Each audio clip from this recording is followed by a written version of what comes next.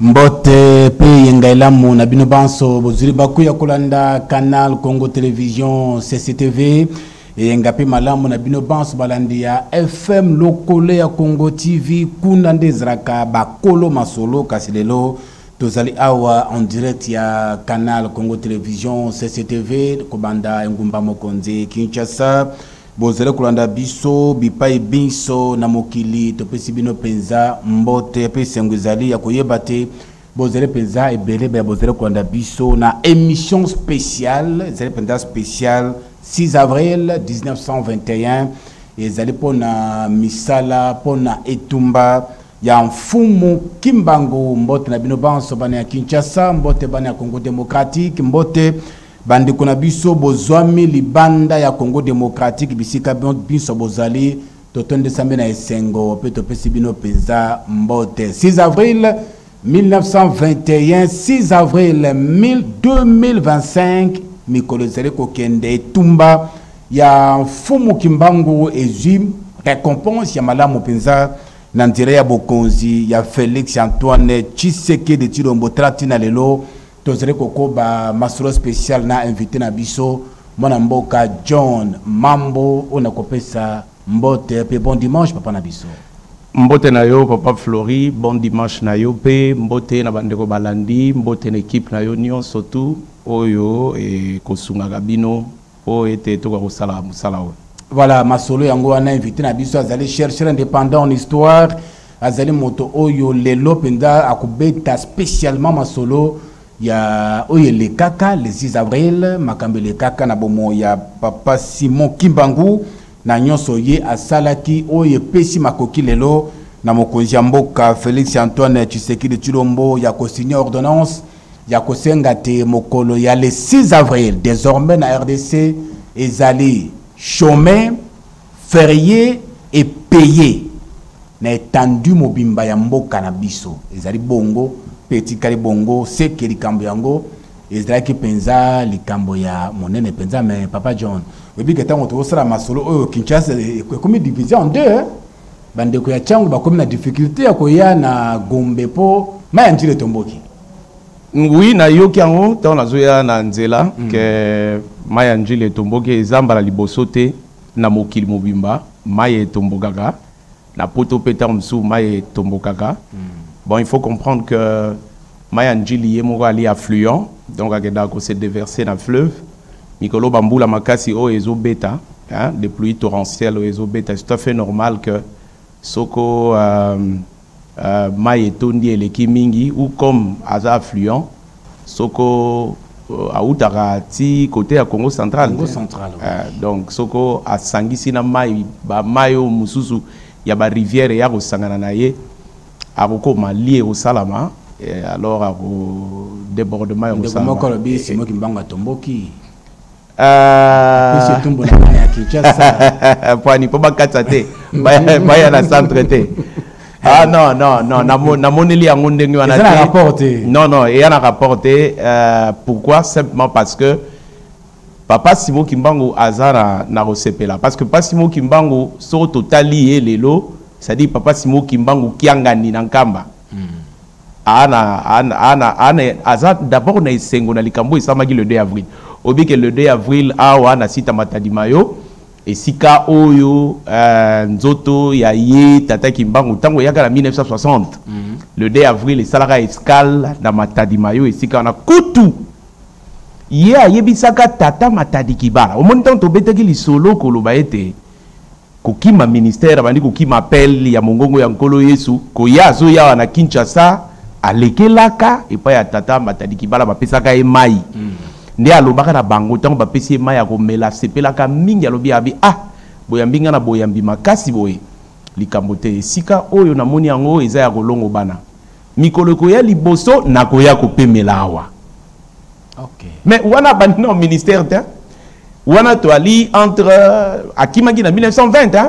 Mois de novembre 1920 à Longwenkaba ayekoya mais alekela ki esika wana mais apesi prophétie wana déjà avant ministère abika mikolo ko ya tangu na kozonga kana ko ya kopemela wazo esika yango ne yaki sobe na banzete tout ça donc Et c'est ce qui s'est passé aussi parce que Sokolandi, chef coutumier, moi, il y a Papa Matadi Kibala. Na témoignage général au bac effectivement parce que le 2 avril on attend on zoto yeko koma tant ba kitisi tant bazo nzoto bazo kitisango ba o ba memaki nzoto na kati ya sanduku ils ont eu l'impression comme si le corps commençait à glisser de lui-même. Donc corps yango bandi ko glisser c'est dit bo bandi ko landa yango yang bango te ba o memango isiko fuye azala mais yango nde zo memango isiko yo bango fo ba poser azala.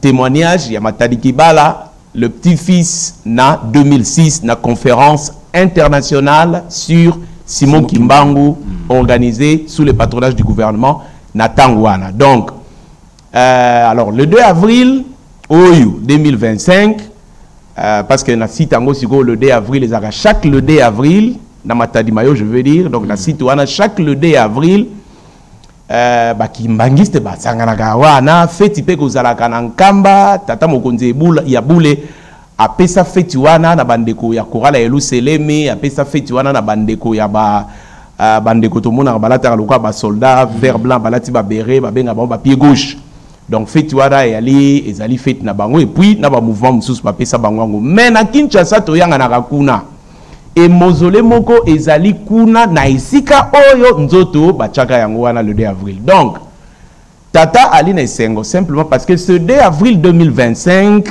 kuna na site ya Matadi Mayo son excellence madame la ministre de la culture et puis son excellence monsieur le ministre du tourisme bazalayi kuna bakendaki kosala nini bakendaki kocha pancarte pona kolakisa ete siko ezali site historique patrimoine réservé à l'église kimbangiste. Donc il y a une cérémonie qui toko ya munene zaki kuna tango ba sa cérémonie wana papa Simon Kimbangu kiangali na nkamba zo commenter yango na esengo.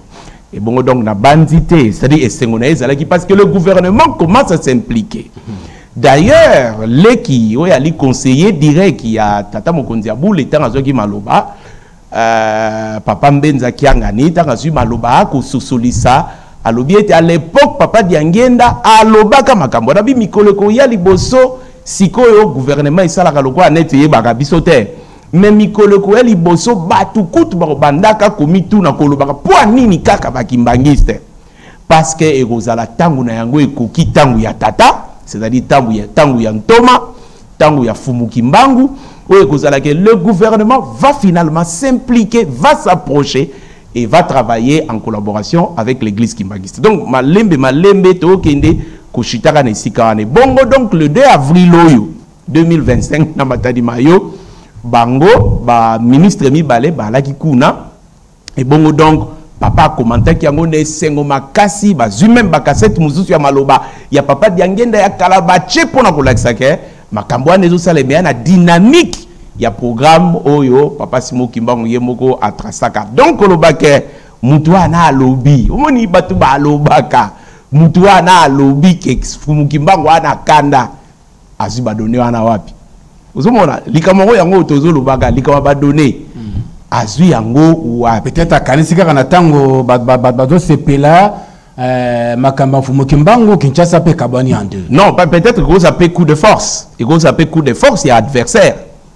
Vous comprendre non mais Moïni a kolingaka Kongote oya kolingaka bana nzambete oyo ba ko sepela kate komona ke likambo Simon Kimbangu esala lelo ali le 6 avril non lelo ali mukolo munene donc komona ke Kinshasa ekabwani en deux mais alors que tozo fêter pona Simon Kimbangu pourquoi Simon Kimbangu akabola alors bano ya chango ba esikanga na lite poani to kantsana to sali eni pour lelo nde ya mukolo oyo to vandi na bandako banda ministre ya travail abanzaki kotia yango ndenge wana ndenge yo olobelaki yango lobi c'est-à-dire mokolo ya vendredi mokolo ya samedi mokolo ya lelo po ya dimanche bazongisaki yango vendredi samedi to vandaki na bandako ebongo kokominue na ye tata na molimo pe na bonkoko sika poani tosali yeni donc oyo alobi ke Simon Kimbangu asiliki ali na kanda bon na ebite tant mususu ya na belema mususu mukolo kozwaye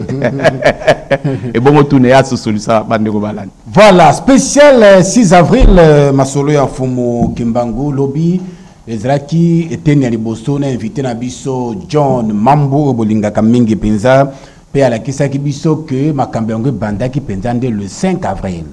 Le 5 avril tango ta nkolo Yesu yebisaki na mfumu Kimbangu makambo esengaki kosalema le 5 avant tokoma le 6 tango mama Marie Mwilu molongani ya mfumu Kimbangu akoya kobeta ngonga ya ndako ya Nzambe pote bato batelema bakende losambo oyo kopesa nzela na mfumu Kimbangu kobanda mosala oyo bapesaka ebonganga depuis 1914 mais lokola moto abandaki koboya mais mibu sambo na sima mfumu Kimbangu akoya kozama koki na 1921 ya koyeba kobanda mosala pe yango ebandaki na bikamuseli ya kobikisa ndeko mwasi na kombo ya Kiantondo oyo azalaki na pasi na mutu bongo libondeli ya mfumu Kimbangu esalaki te ndeko mwasi oyo ayoka malamu malgré ingratitude na ye mais l'essentiel ezalaki ke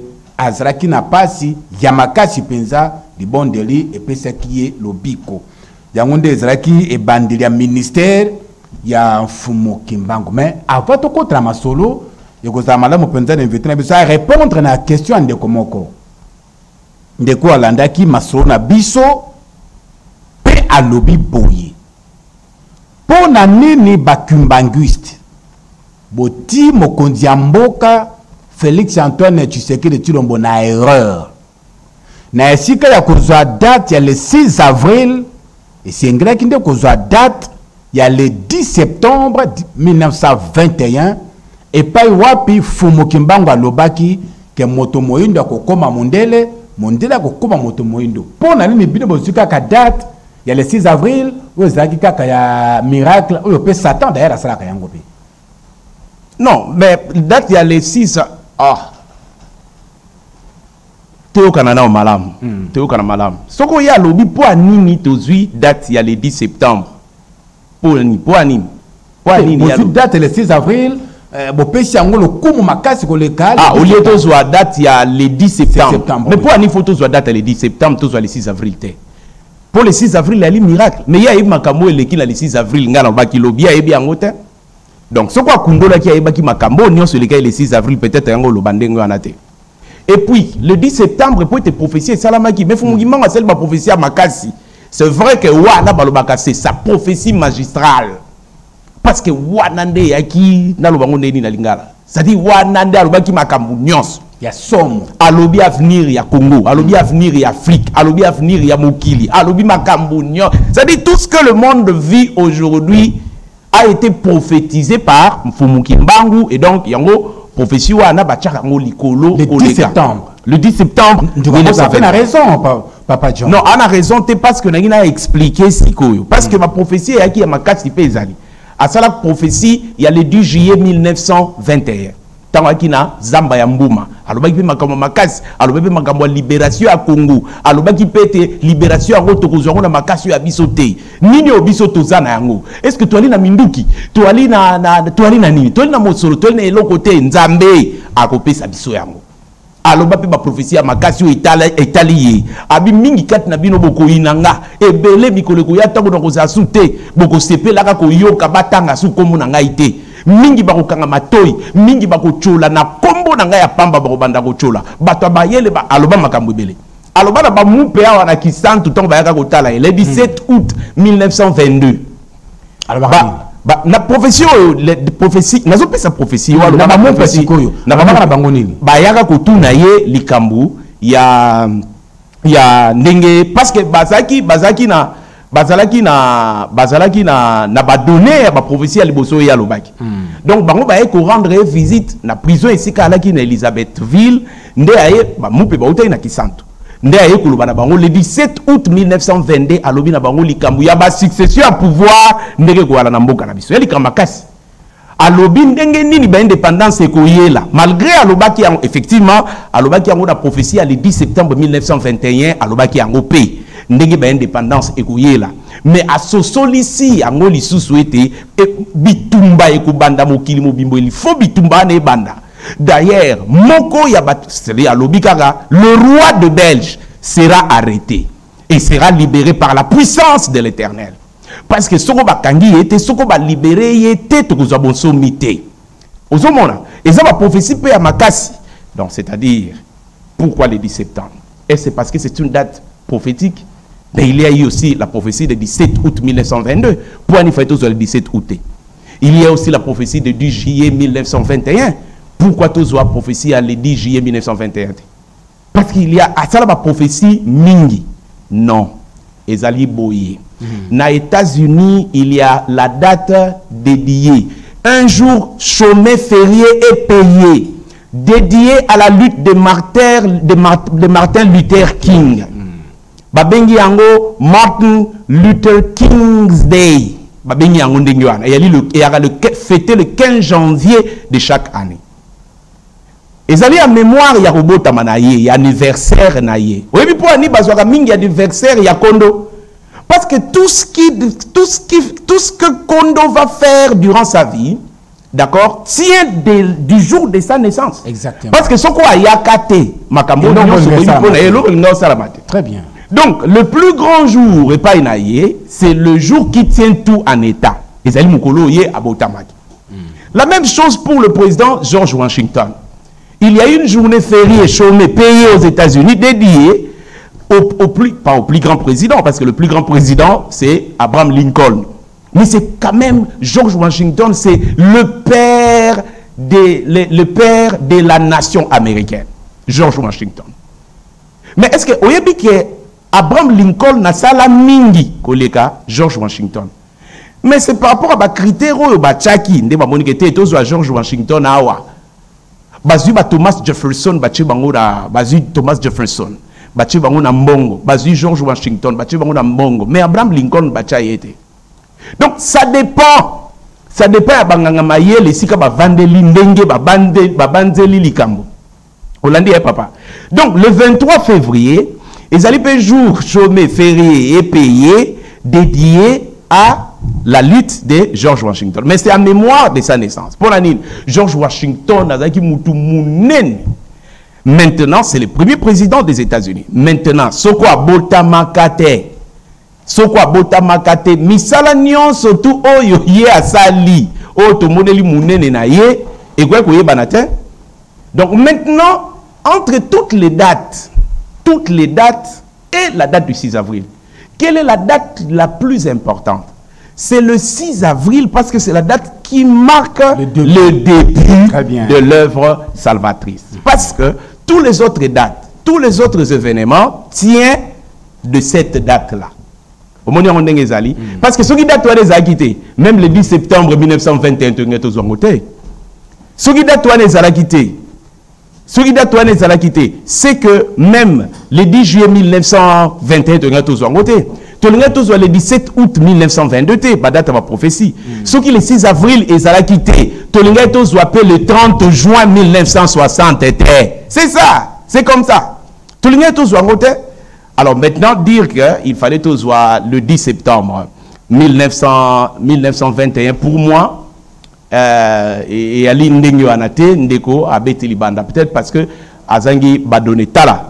Na beteri li solo ya ba pêcheur bandeko ba yaki ko lo ba ete na fumumvuti biso to moni le 6 avril wana makomie komami na likolo nzambi unu kulumukini kumbanza mbola ba ye ko mona chef médaillé ba lobi to moni makomie komami likolo le londe nzambe akiti na mboka nkamba na tango wana ba obenga mbanza mbola bakuti tata sibuki mbangwana bakuti fumumvuti le chef médaillé et sikawa fumumvuti abitala mutauti nkamba ye bango batali babi oh c'est que nzambe oyo to moni makomi komami na likolo akiti na nkamba ndeyo ya bitenga ite na bitaki ngolobi ngaite lokwa ki réservé lokwa ki toujours humble bango babite biso to moni makomi komami na likolo lelo nzambe akiti na mbanzambola lokola yo yese ke ya yo parce que fumumvuti chef médaillé si bango muto ekolo bananga likambo ya nzambe ko senga nga permission ete nkolo apesi ye musala sala yeyo auti mbanzambola bango babi nzambe wana. Donc alors maintenant quel est le jour qu'il faut prendre? Le jour où Dieu descend ou le jour d'une simple prophétie? C'est-à-dire une simple prophétie par rapport à la grandeur du jour, par rapport à la magnificence du jour du 6 avril. C'est-à-dire, tozwa mukolo yo nzambe apozaki makolo na ye na Congo, tozwa mukolo oyo ya le 10 septembre 1921, sachant que soko le 6 avril wana mukolo yo nzambe apozaka makolo na ye ezalaki te, même le 10 septembre 1921 tolingai tozwa yango te, même le 30 juin 1960 tolingai tozwa yango te, même le 4 janvier 1959 tolingai tozwa yango te. Voilà, c'est clair. C'est-à-dire le 6 avril, et comme le la jour, il y a kobota manaye mystérieusement na sia mokili oyo. Mutna mutu alobango ndenge oyo ya koyiko lobayango. Muna mutu alobayango. Kobota ma mystérieusement parce que yé moko azaki déjà mystérieux. Mais seulement omoni par rapport à compréhension ya mutu na mutu. Batouana bali ba peuple bazali ba simple autochtone. Qu'est-ce qu'ils en savent na likambo itali nzambe? Ba yebite. Bango ba monika bobele mako. Mais nzambe a monique malamu apesa message na motindo wana. Parce que nzambe si akitaka mfumu kimbangu. To betari masolo ndenge nini ya botamela parce que constance mystérieuse oyo entouraki ko botama ya mwana. Mwana botamite si basakola ye na Congo na royaume Congo profond. Na mama kimpa vite. Na bonkoko ya na royaume Congo na bonkoko ya bakongo kala. Bango bayebaka kombo ya kimbangu.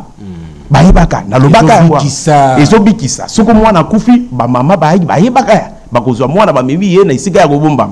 To na isika ya zamba. Babandi ko sala rite ko yemba nzembo. Kimbangu nza kufudile mwana. Kinzam, c'est-à-dire kimbangu yaka kofula mwana vient insuffler l'enfant. C'est-à-dire bango bayebaki ke kimbangu azomona na te oyo même bisa pena tu na question wana yerenga na makanisi. Babandaki ko invoquer kombo ya kimbangu. Na kala penza. Nano kimbangu abota matite. Nano kimbangu abota. Nana tiyaki bango kombo wana. Mais bakoko na biso nzambe ya bakoko na biso kimba. C'est-à-dire makambo na oya koloba peut-être ki kokamusa. Bankoko na biso kala ba yebaka déjà que nzambe c'est le révélateur kimbangu. Parce que kimbangu linko like ça mbangudi ya tombe et ya soué kama ya tombe. C'est ça que ça veut dire à Congo, ça veut dire que kimbangu linko like ça mokundoli ya makamboyo e bombama na molili. Mokundoli na polele ya makamboyo e bombama na molili. Bankoko na biso na kala na Congo diatuku. C'est-à-dire on babengaka le Congo des origines.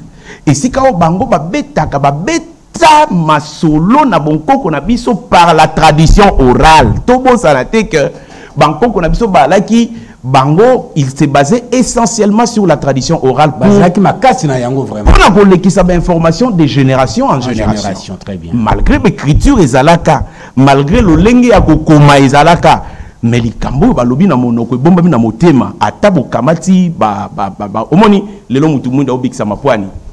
Parce que mondele ba onyo soyaki écriture manuscrit makambo onyo soyaki makomami ya biso mondele akanga mema yango. To monani lokwa bato tozanga bongo en Égypte hiéroglyphe ya lakate et écriture te yaki écriture. Bankoko na biso ba kape écriture o ba bengi paléo hébraïque oyo ba belge ba découvrir ki na massif de l'Offre en 1960. Ozomona. Donc bakoko na biso ba ki na écriture. Mais ba yibi biso biloko wana nyonso. Mais totikali na bonkoko, justement. Na bonkoko, nous avons aussi la source de la transmission des informations.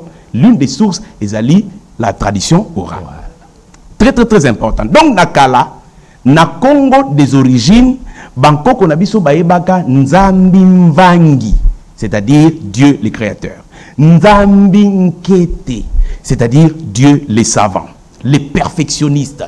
Oh, biso to bengi lelo, to benga Jésus, bobenga nos toyebi, mais la deuxième personne de la Sainte Trinité, bankoko na biso bayebaka ye na Congo des origines, nzambi nkete, pe bayebaka nzambi mbangu.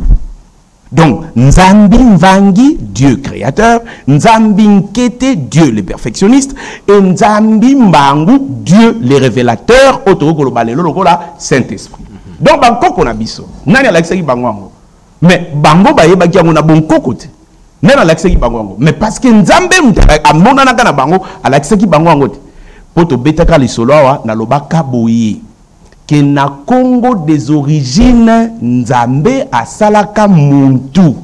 Je dis ça, même si j'ai connu quelques résistances ya Batou, mais c'est vrai. Na lobaka même phrase wana nzambi ntu wavanga muntu mukifuani fuani kiani mpasivo kakala ntu bonzo nzambi. Namona ki mutu moko mwana mwasi moko chercheur azolo banon le terme bantou est un terme étranger. Ah! Tout ça m'a bela goyekola. Mais à Kossi, parce que l'allemand qui vient de finir le terme bantou, mais ce n'est pas un allemand. Mais ce n'est pas un allemand. Quand il vient mener des enquêtes ici chez nous, il trouve le terme muntu. Mais on va passer la signification à malamouté.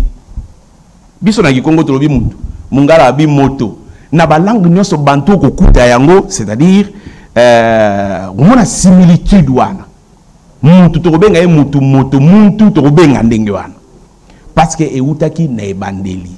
Il y a eu nzambi mpungu kwa tulendo et vangwa kiandi, c'est-à-dire sa créature. Omoni ye mvangwa menzambe mvangi. Donc bango balé baki na alliance. Oh nyon soto tche na Bible to sali ba traduction to bongisi et Dieu créa l'homme à son image et à sa ressemblance. Mais ça la kanesika. Même attaque mondele tango ya lobi était l'Afrique est le berceau de l'humanité. Mais quand on dit que l'Afrique est le berceau de l'humanité, donc c'est pour nous même aujourd'hui au 21e siècle. C'est toujours difficile pour nous de comprendre que le premier être humain créé à l'image et à la ressemblance de Dieu était un homme noir et que Dieu est un homme noir. C'est difficile. Donc, c'est que Bachagipso Musika Ning. Donc, les alliés pour l'Europe, ça y a na yo papa Flori, banani balakisaki bango yango, nzambe o ya mimonisaka na bango, nzambe ya banko kona biso, o ya kelaka biso moto mwindo moto ya yambo. Biso to yebaka ete. Bakoko na biso ba yebaka ete. Bongo yo tato ya yo yeba ete. Oko yeba. Donc bakoko na biso na royaume Congo bako sambela kimbango abotemina onte bango si ba yebi le mystère qu'il y avait autour de l'enfant. Ya liboso et kimbango nzaku fudile mwana et kimbango nzaku fudile mwana. Donc kimbango abotemina nte kimbango ayebani. Sikaboye kimbango abotemina mama ndona kimpa mvita. Mwano yo nkembo dia banzenza to sola na yo na moni o te rappeler nkembo dia banzenza mwana wana nde kimbangu oyo na lobaki était écrivain o ya Jeune Afrique, la française l'algérienne d'origine française Elodie Decamps oyo lobaka était na tanga komi les femmes révolutionnaires d'Afrique tarazo beta lisolo ya mama kimpa vita tong ba na bûcher tong ba na fournaise étoile scintillante et bibi. Yalobi, l'écrivaine a dit l'étoile scintillante. Et bima na cendre mata et kenda. Et puis batwa kanti l'étoile non, baya na bonkoko ya biso na Congo. Touye sa bango que étoile scintillante wane akandendeki. Ça dit bango ba monyo dirait une étoile mais c'était Kimbangunde allait à émigrer à outi na mbanza Congo ayekoya na mbanza ngoyo awa na RDC na Congo diankati. Donc moi no ya botamina nute. Mais bayebi ozo nda pas Flori. Abotamina nute mais kombo na yebani e yebani. Ezo sala pe bikamo. Ezo sala pe bikamo. Donc abotamina nute ba prophétiser moana. Donc sa naissance était une naissance messianique. Parce que annoncé des siècles auparavant. Parce que annoncé quelques années avant. Avant bota mana mama na ye pe ba ye ko annoncer ye ki akobota mwana wana. Ba pesi pe kombo akopesa na mwana kimbangu. Ba lobi pe musala oyo ye akosala. Donc mwana mama aye ko ba likambo na tata. Ba lingi kutu ba kabwana na libala na bango. Mais Nzambe a intervenir pour non, ne le faites pas parce que likamboyo, moi si aye ko yipsa yo uti na ngai nkolo Yesu. C'est vrai, ngam na yaki ko yipsa que moi na ko botama makambo ane ko zala na mwana. Mwana comme na âge à 10 ans olo bana tata na ye. Oh, mais tata yo za na fier, o komi na fier pambate na tango wana omondi ezalaki batata bako vanda na pokwa baobenga ngo Kyoto soko bafandi nzinga bapelisi moto pona koyetola oyo na ndako mususu akoya na ntsamba oyo mususu akoya na lungwila oyo akoya na nguba oyo akoya na manioko oyo akoya na soko balambaki ngombe oyo akoya batata na kala bako sala ndenge wana sikoyo mwana moko kaka boko sta baza ko utiliser mwana na kombo ne Kimbangu mwana ya nani ya tata Kuyela. Maintenant kende so basani a salaboy a longola basani a sukola lisusu a bakisa basani po bato mususu baye tango na tango fumu Kimbangu asala ka ndenge wana tango ana mwana muke âge à 10 ans sika boye mukulu mususu batata na itonga wana basepeli balobi akuyelo bota mwana vraiment mwana ya boye biso to boti bana mais mwana oyo ali différent vraiment mwana nayo bien papa Kuyela yoki esengote bakumisi mwana c'est normal bakumisa mwana obina yena miso ya bato tata en tout cas kobeta no tolo te pe kozala na yo na lolendo te po ete ba kokumisaka yo pona ngai yeba ete nanu yo zalaka te ngasi na mizalelaka donc likambo na loba na kosite ke Kimbangu abotami nanu te si amizalela alobi na tata ne sali ye passe ibungu na Kyoto wana nyoso bavandaki na beko wana nyoso bavandaki batata nyoso tout stupéfait silence parce que mwana alobi likambu ya monene na bonkoko na biso ya kate abotami na miso na biso bongo na bonkoko na biso matoyi elekaka moto te ibungu mwana oyo akoluba likambu bongo nyoso bavandi kimia tata yo kisoni alobi ya tata solo penza nani yo botamaka te ngasi na mizalelaka mwana keiye yo akei kokokota na ndako tata sali ye pasi atiki baninga balaki alandi ake kota kuna tanga koti akuti mwana te mama alobi nini okomi elongi komi grave bo alobi Kimbangu okisinga sodi apesinga pasi nini abi Kimbangu apesinga pasi tala to akina baninga tala ndenge lekela ko yebi ke ye mutu asalisa solo kwa mwana ibongo ba ko kumisanga vraiment Kimbangu kokolo balikamba boy solo mwana mama ne mama tuba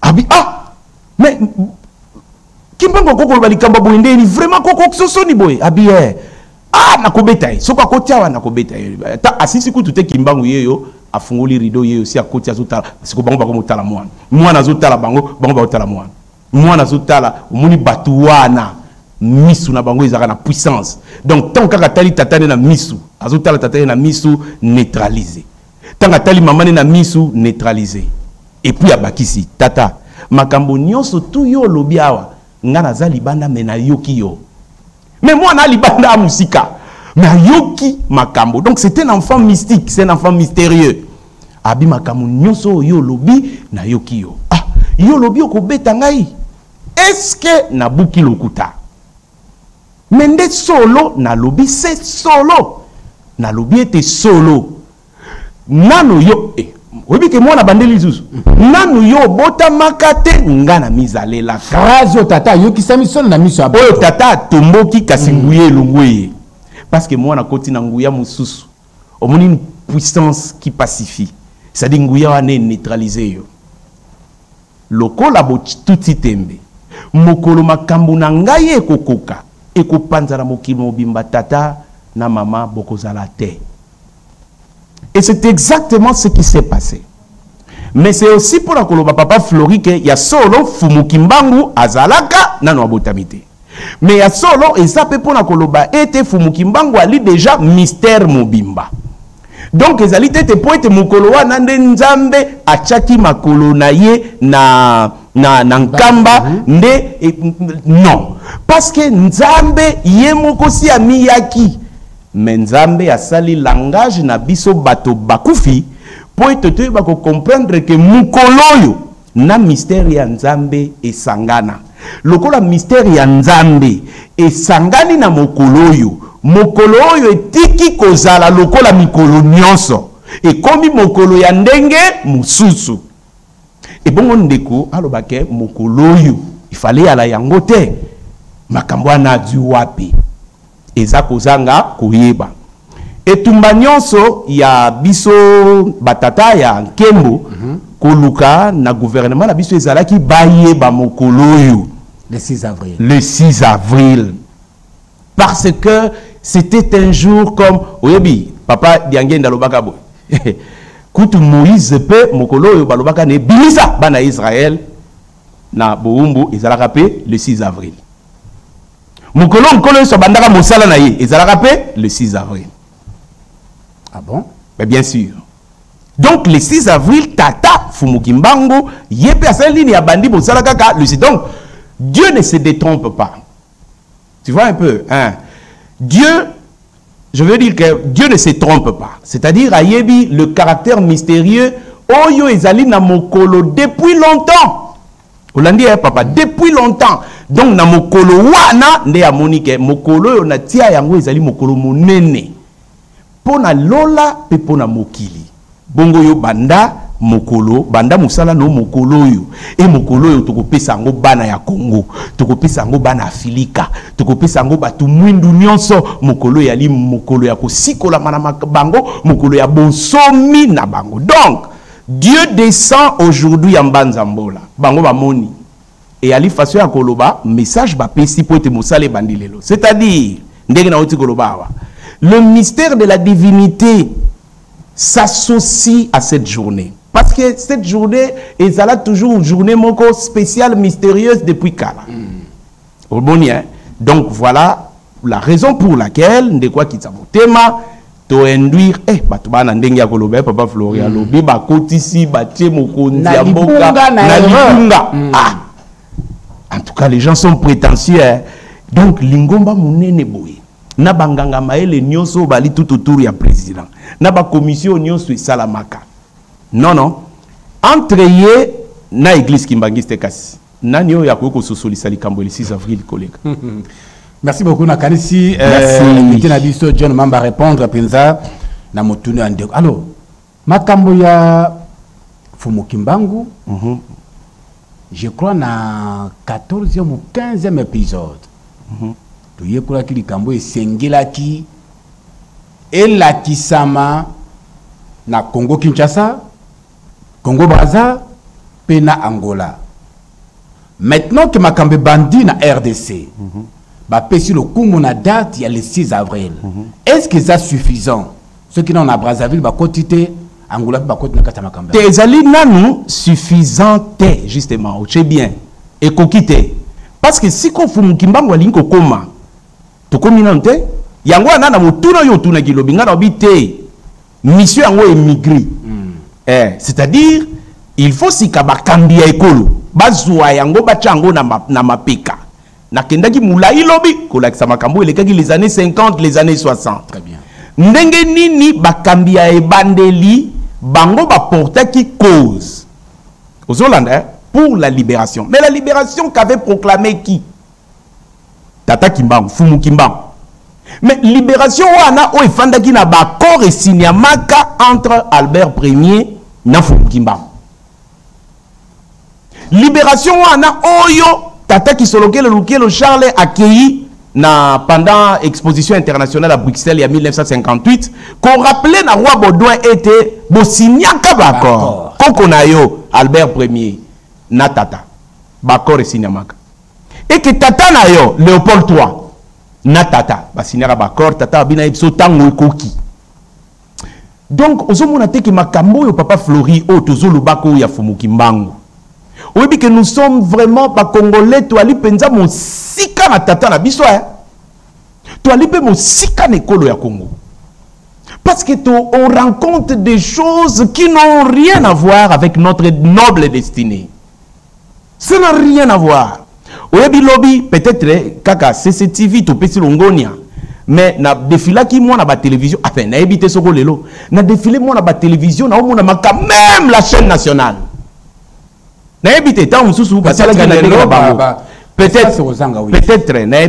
Peut-être bien.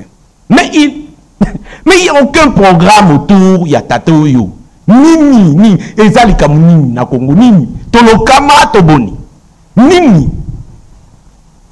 Donc, Bakor ezalaka a rappelé durant l'exposition internationale à Bruxelles. Tata Kasavubu ayebaka likamwana.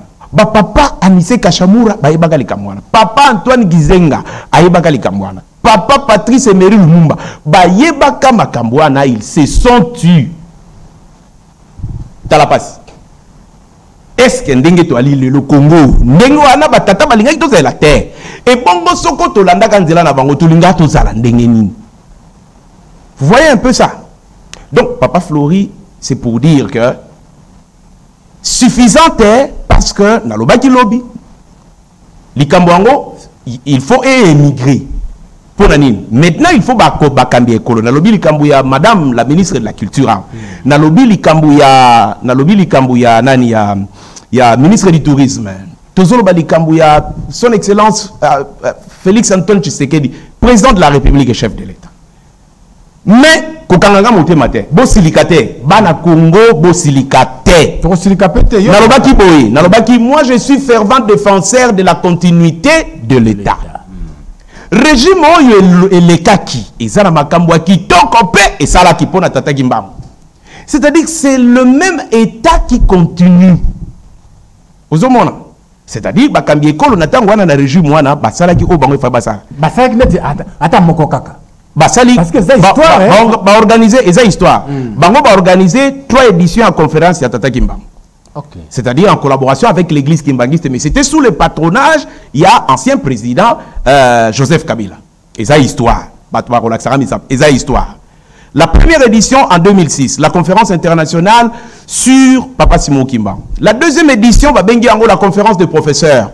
C'était Okuna, professeur Biyoya, professeur Eli Kambokolo, professeur Sabakino, professeur Nani Bakumbu Ikimi. Isidore Ndaiwel. Nabandi, papa Azalaki, Nazoe Batek Azalaki, mais Nabandi Azalaki. Soka Zaki peut-être à l'étranger. Il y a pas professeur. Tant comme en 2011, 3e édition. Mais 2e grande édition, la conférence internationale sur Papa Simon Kimbangu. On est sangisa qui vraiment ba professeur il y avait des Américains, le cas professeur Ramona, il y avait professeur américain, brésilien, yaki bato yaki ebele. Bato yaki ebele. Mais oui likambo likaka e bandeko likatango wana. Kura ezo katana donc bana Congo balanda ngote alors que zaka ndela ka RTNC. Mais kura ezo katana so ekatena butu. Écoute et ti pourquoi? Donc, dans le likambo résistance, ça ou complot sur complot. Sabotage. Na koyeba te, toko koloba sabotage, toko koloba bongo sabotage. Oui, tata Kimbangu a toujours des ennemis. A des ennemis. Si le lot bitumba ezali. Parce que na yebi que régime wana ko sala makambo yo ezalaka facilité. Na papa Félix Antoine Tshisekedi ko sala makambo yo et na yebi que ezalaki pe facilité. Donc, la conférence wana esili. Si manango eloko mususu ya makasi par rapport ya likambu ya mboka.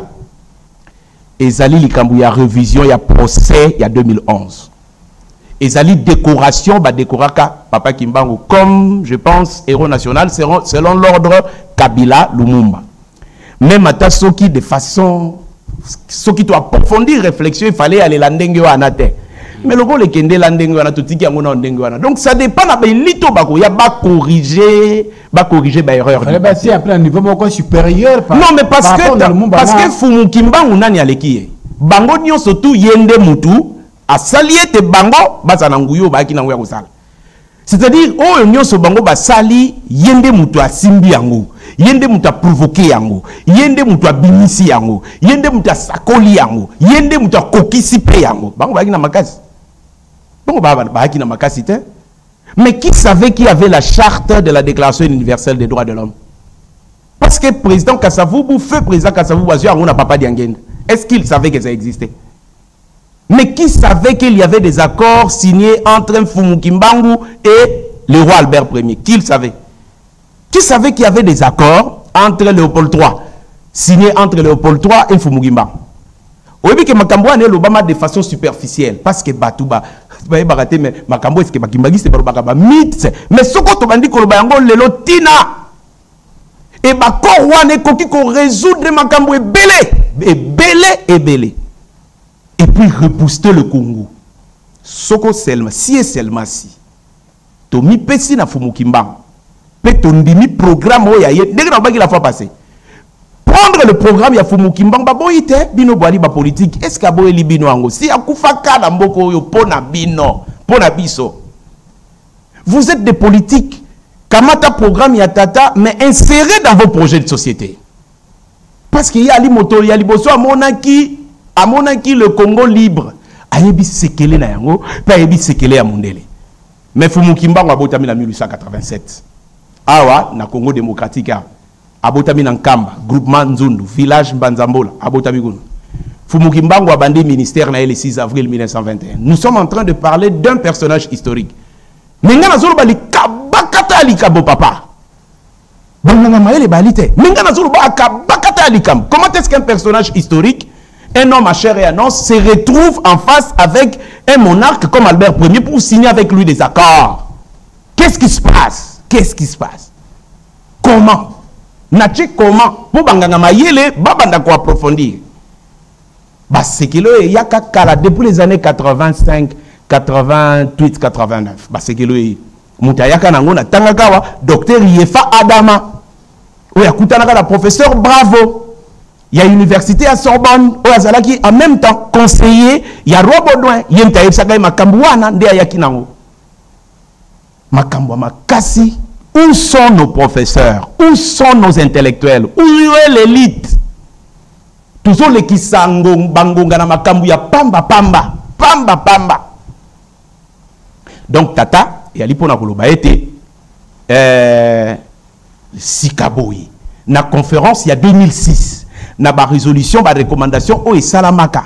Ba recommandation yango ba reconduire yango na conférence il y a 2011.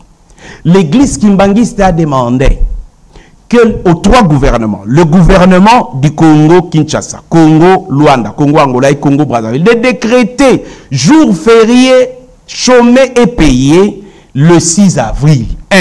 Deuxièmement, que l'histoire de Papa Simon Kimbangu soit introduite, soit intégrée dans le programme national de l'éducation.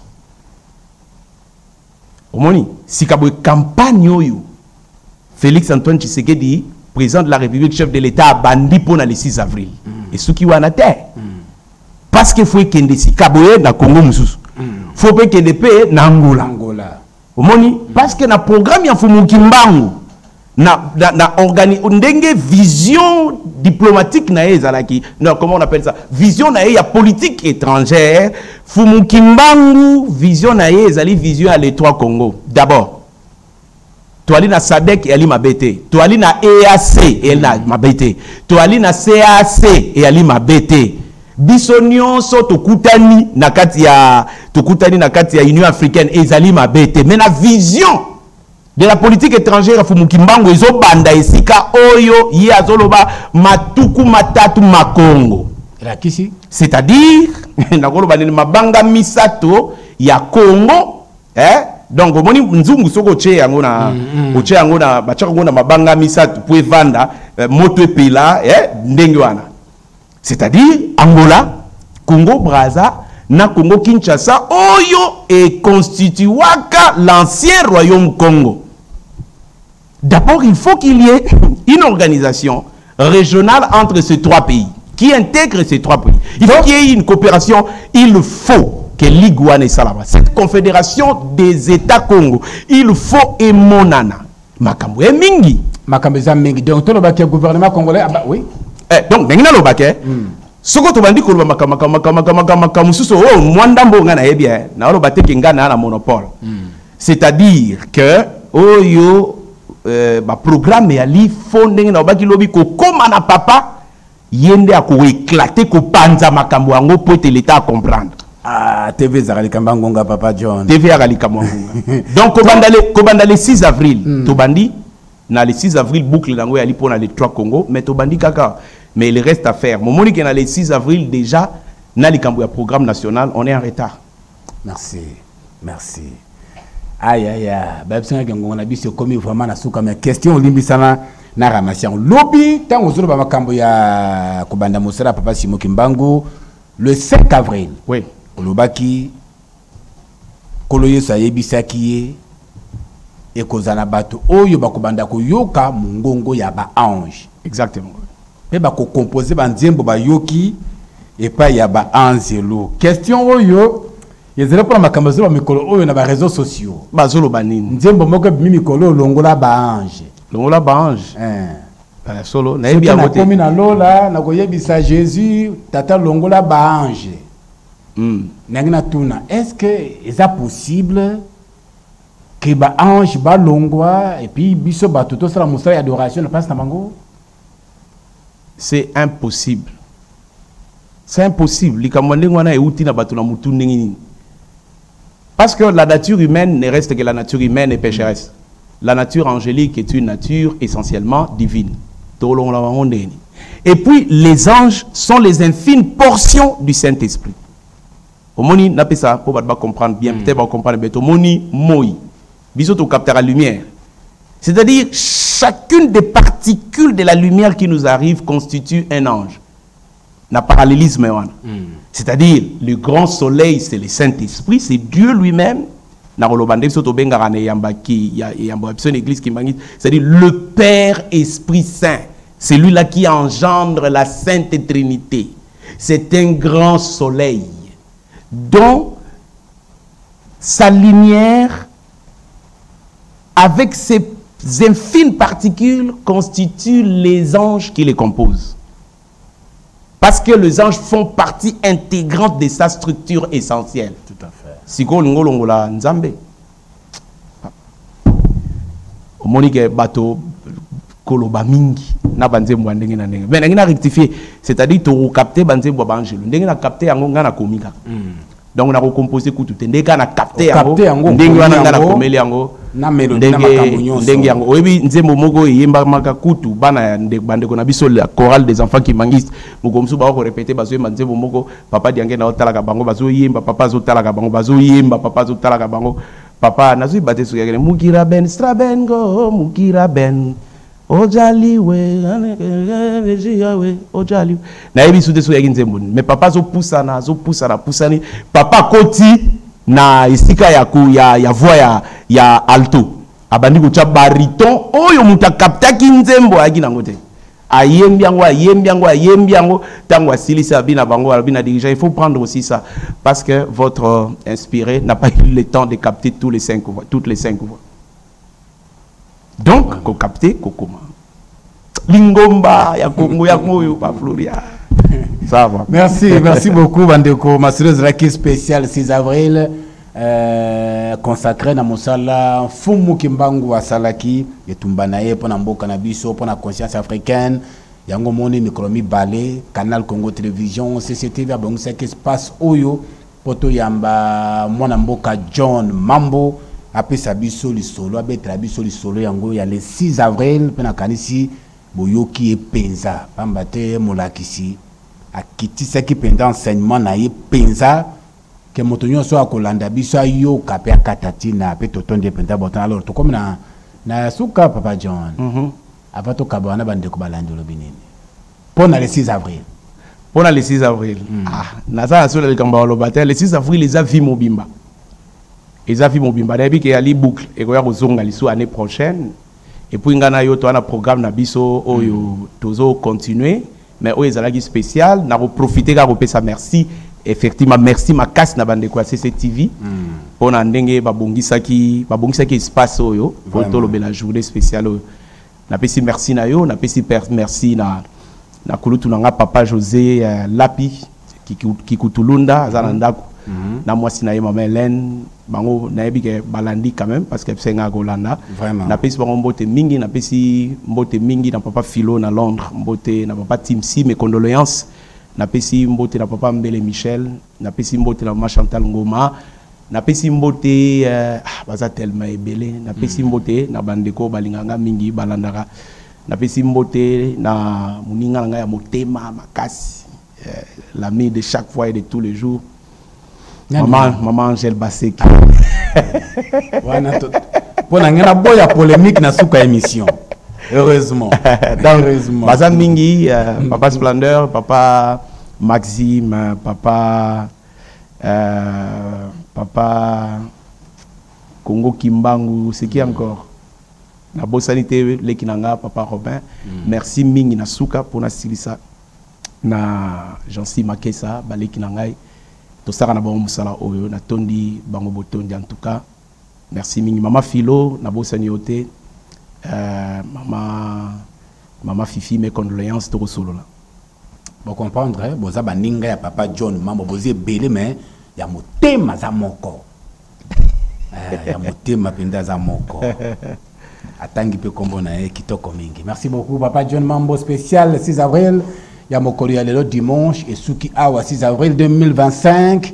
Merci mingi na canal Congo Télévision CCTV pour espace où babongi saki yango poto beta masolo ya Fumo Kimbangu. Merci na bande ko basunga kibiso pona ko bongisa masolo oyo bipai biso bino bozali to tanga ki bakombo na bino lobi papa Sami ou Salai Lukelo papa Sami Lukelo papa José Kilindu Mandako maman José papa Yves na Likasi maman Jokes Matondo na France bino nyonso. Merci na bino penza. Merci bande ko banso baye ba landa kabiso penza tango nyonso na bokebi ba encouragement na bino zele ko sala ke mosala oyo et qu'indépendant d'engagé kokende. Merci na bino banso. Merci na Moron Jambé si mana caméra. Merci na Bruno Ndinga. Merci na Moïse. Merci na Doudou Montieri.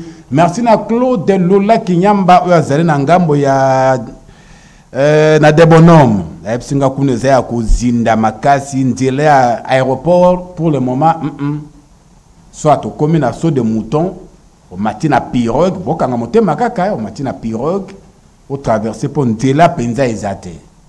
Donc eza penza makamazo de kanambo kanabiso RDC. Merci na bino banso bolo landa kibiso. Merci na Balandia FM lokolo ya Congo TV. Allez pona l'autre suki awa botika malamu bon dimanche na bino banso tokotele mbale ya sima me wana kozasiko na bakolo masolo toko continuer siko 18e épisode misala ya Fumo Kimbango na même invité na biso papa John Mambo botika malamu kimia boboto bondeko o mabota mabino. Bye bye.